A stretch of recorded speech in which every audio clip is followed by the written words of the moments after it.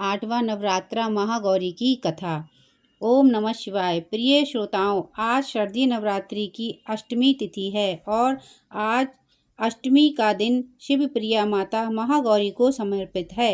आज के दिन भक्ति भाव से माता महागौरी की पूजा करने और कथा का श्रवण करने से व्यक्ति को धन ऐश्वर्य की प्राप्ति होती है।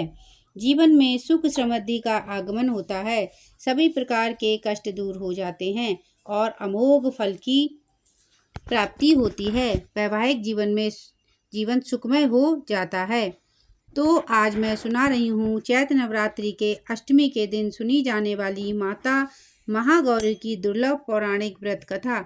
आप सभी श्रोताओं इन कथाओं को बड़ी श्रद्धा तथा प्रसन्नचित्त मन से पूरा अवश्य सुनिए।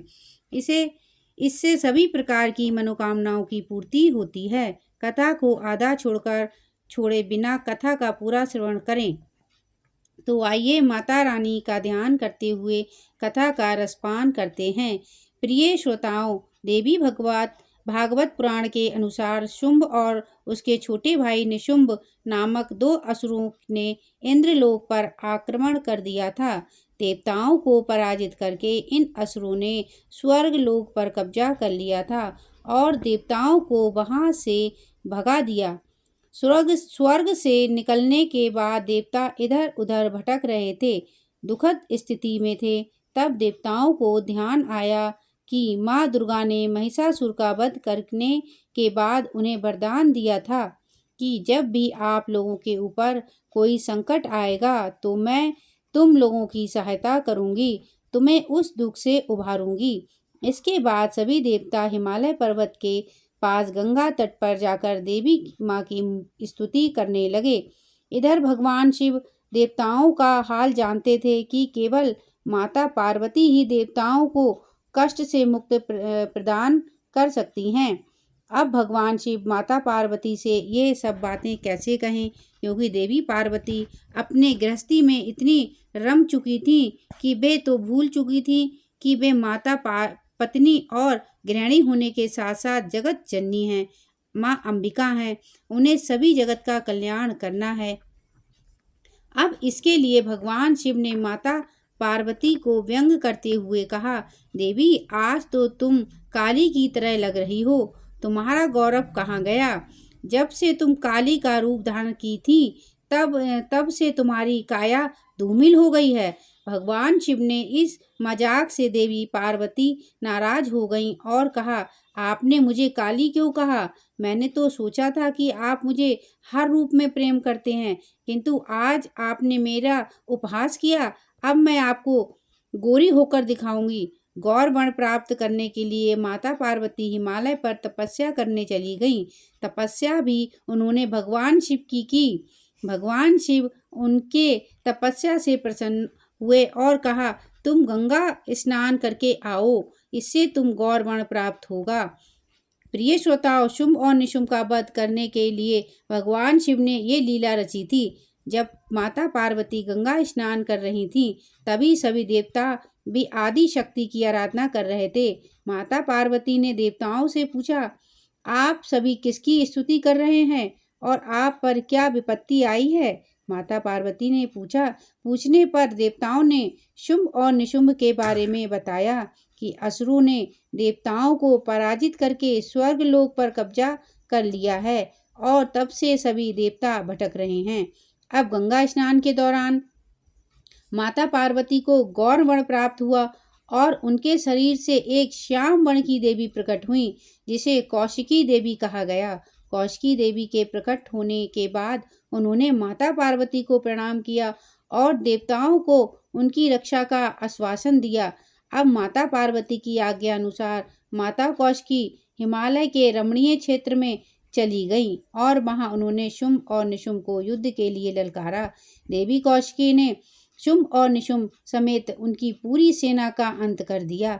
शुंभ और निशुंभ असुरों का अंत करने के बाद भगवान शिव ने माता पार्वती को समझाते हुए कहा कि उन्हें काली कहकर व्यंग करने के पीछे का मकसद देवी कौशिकी का जन्म था, ताकि वह देवताओं की मदद कर सके और उन्हें फिर से स्वर्ग लोक की प्राप्ति हो सके। बिना इस व्यंग के शुंभ और निशुंभ का वध संभव नहीं था। इस तरह माता पार्वती के शरीर से प्रकट होने के कारण देवी कौशिकी उनकी पुत्री कहलाईं। देवी कौशिकी को उग्र तारा या महयोग तारा कहा जाता है।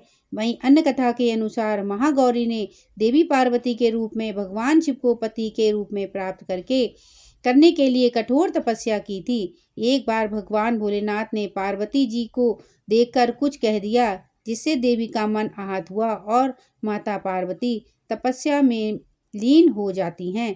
इस प्रकार वर्षों तक कठोर तपस्या करने पर पार्वती जी नहीं आती हैं, तो पार्वती जी को खोजते हुए भगवान शिव जी उनके पास पहुंचते हैं और वहां पहुंचते ही देवी पार्वती को देखकर आश्चर्यचकित रह जाते हैं। पार्वती जी का रंग अत्यंत ओजपूर्ण होता है। उनकी छटा चांदनी के समान श्वेत और कुंदन के फूल के समान दिखाई पड़ती है। उनके वस्त्र और आभूषण से प्रसन्न होकर भगवान शिव देवी उमा को गौरवर्ण प्रदान कर देते हैं और देवी विद्युत के समान अत्यंत कांतिमान और गौरवर्ण की हो जाती हैं तथा तभी से इनका नाम गौरी पड़ा। महागौरी रूप में देवी स्नेहमय, शांत और मृदुल दिखाई देती हैं। वहीं महागौरी जी से संबंधित एक अन्य कथा भी प्रचलित है। इसके अनुसार एक सिंह काफी भूखा था। वह भोजन की तलाश में वहां पहुंचा जहां देवी उमा तपस्या कर रही थी। देवी को देखकर सिंह की भूख बढ़ गई, परंतु वह देवी की तपस्या से उठने का इंतजार करते हुए वहीं बैठ गया। इस इंतजार में वह काफी कमजोर हो गया। देवी जब तब से उठी तो सिंह की दशा देखकर उन्हें उस पर बहुत दया आई और माँ उसे अपना सवारी बना लेती हैं, क्योंकि एक प्रकार से उसने भी तपस्या की थी। इसीलिए देवी गौरी का वाहन बैल और सिंह दोनों हैं। माँ दुर्गा का अष्टम रूप महागौरी है। महागौरी की 4 भुजाएं हैं। इनकी दाईं भुजा अभय मुद्रा में है और नीचे वाली भुजा में त्रिशूल है। बाईं भुजा में डमरू है और नीचे वाली भुजा से देवी गौरी भक्तों की प्रार्थना सुनकर वरदान देती हैं। जो स्त्री इन देवी की पूजा भक्ति भाव से सहित करती हैं, उसके सुहाग की रक्षा देवी स्वयं करती हैं। कुमारी कन्या माँ की पूजा करती हैं तो उससे योग वर प्राप्त होता है। पुरुष जो देवी गौरी की पूजा करते हैं उनका जीवन सुखमय रहता है। देवी उनके पापों को जला देती हैं और शुद्ध अंतःकरण देती हैं। माँ अपने भक्तों को अक्षय आनंद और तेज प्रदान करती हैं। इनका वो रूप गौर है, इसीलिए ये महागौरी कहलाती हैं। जय हो माता महागौरी। माता महागौरी इस अष्टमी व्रत को ये कथा पूर्ण करती है। जय माता दी।